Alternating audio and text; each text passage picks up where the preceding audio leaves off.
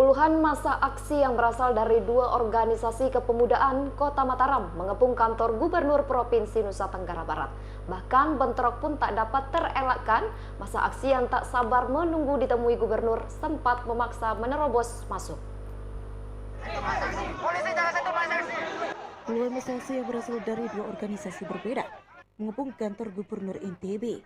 Bahkan sempat terjadi bentrok antar petugas dengan massa aksi yang hendak mencoret poster Gubernur NTB. Bentrok antar massa aksi pun tak terelakkan lantaran berebutan ingin menyampaikan aspirasi. Akibatnya salah satu mengalah dan berpindah ke pintu keluar kantor Gubernur NTB dan berhasil menemui Sekda NTB lantaran Gubernur tengah melaksanakan rapat. Koordinator Umum Cipayung Plus Mataram Aita menyampaikan ada 9 tuntutan yang hendak disampaikan kepada pemerintah provinsi.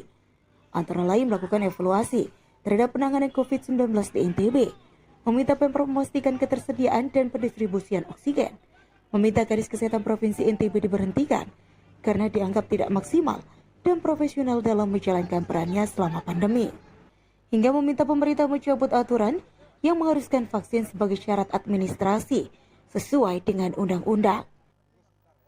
Yang pertama melakukan evaluasi secara menyeluruh terhadap kebijakan dan kinerja penanganan COVID-19 Satgas COVID-19 NTB dan khususnya di Kota Mataram. Yang kedua, Pemprov harus memastikan ketersediaan dan pendistribusian oksigen ke instansi kesehatan yang ada di NTB. Yang ketiga, copot Kepala Dinas Kesehatan Provinsi dan Kota Mataram karena tidak profesional dan maksimal dalam menjalankan tugas dan perannya selama pandemi COVID-19. Yang keempat, memperjelas pendataan masyarakat kecil dan menengah yang terdampak PPKM di Kota Mataram.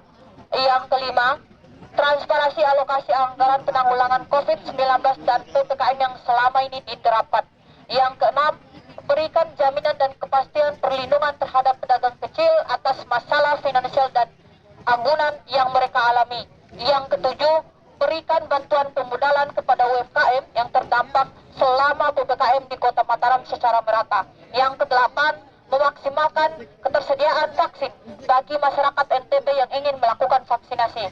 Yang kesembilan, cabut ketentuan vaksin sebagai syarat administrasi sebagaimana amanat Undang-Undang Nomor 36 Tahun 2009 Pasal 5 Ayat 3. Sementara itu, Sekretaris Daerah Provinsi NTB lalu Gita Aryadi dalam kesempatan tersebut menjawab tuntutan massa aksi, menyebut bahwa pemerintah Provinsi NTB juga merasakan hal yang sama dengan para massa aksi, menginginkan pandemi segera berlalu dan dapat beraktivitas seperti biasa.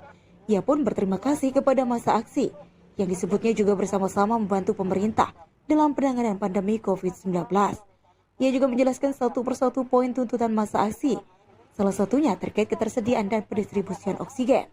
Saat ini disebutnya kondisi COVID-19 yang fluktuatif menyebabkan sempat terjadinya krisis oksigen, sehingga pemerintah kemudian melakukan pengecekan di distributor.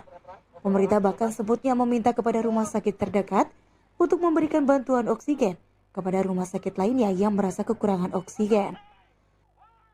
Yang dalam situasi yang normal sudah dihitung ketersediaan oksigen dan alhamdulillah dijamin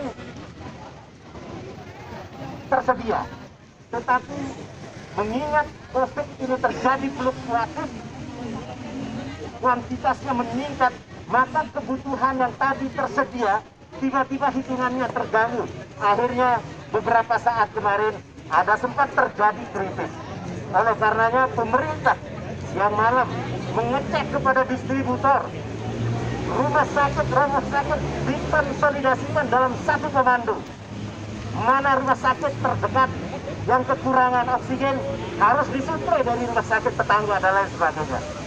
Lebih lanjut, ia menyampaikan terkait vaksin yang dijadikan sebagai syarat administrasi. Dirinya tidak dapat berbuat banyak karena aturan tersebut disebutnya berasal dari pusat. Lalu Anjani, Lombok TV, Mataram.